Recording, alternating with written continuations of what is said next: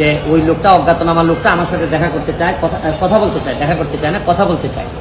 হবিগঞ্জ 4 আসনের সংসদ সদস্য ব্যারিস্টার সৈয়দ সাইদুল হক সুমনকে হত্যার জন্য 4-5 জনের একটি কিলার গ্রুপ ভাড়া করা হয়েছে বলে জানিয়েছেন সংসদ সদস্য নিজেই। আর এ তথ্যটি পেয়েছেন তার এলাকার পুলিশ কর্মকর্তার কাছ থেকে, তাই একে উড়িয়ে দিতে পারছেন না তিনি। দেখেন, আমি একজন মেম্বার অফ পার্লামেন্ট। পুলিশ যখন, আমার এলাকার ওসি সাহেব যখন জানলেন কোনো একটা মারফতে যে আমার একটা লাইফ রিস্ক আছে, তখনই কিন্তু উচিত ছিল যে উনি এসপি সাহেবের সাথে আলাপ করবেন, ডিআইজি সাহেবের সাথে আলাপ করবেন।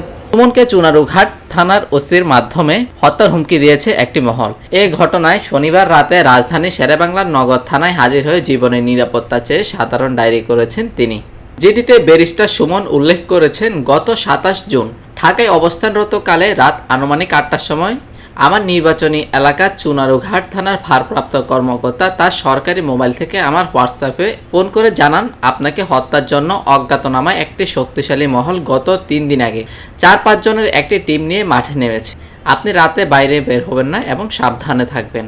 যেটিতে সুমন আরও লিখেছেন, তখন আমি ওসির কাছে অজ্ঞাতনামা ব্যক্তিদের পরিচয় জানতে চাইলে তিনি ওই ব্যক্তির পরিচয় জানাতে অস্বীকার করেন এবং আমাকে সাবধানে থাকার পরামর্শ দেন। এই বিষয়টি জানার পরে আমি মারাত্মকভাবে নিরাপত্তাহীনতায় ভুগছি। সুপ্রিম কোর্টের আইনজীবী, আন্তর্জাতিক অপরাধ ট্রাইব্যুনালের প্রসিকিউটর, যুবলীগের কমিটিতে স্থান নিয়ে এক ধরনের পরিচয় গড়ে তুলেছিলেন সুমন। তবে তা ছাপিয়ে যায় সোশ্যাল মিডিয়ায় তার সরব উপস্থিতি।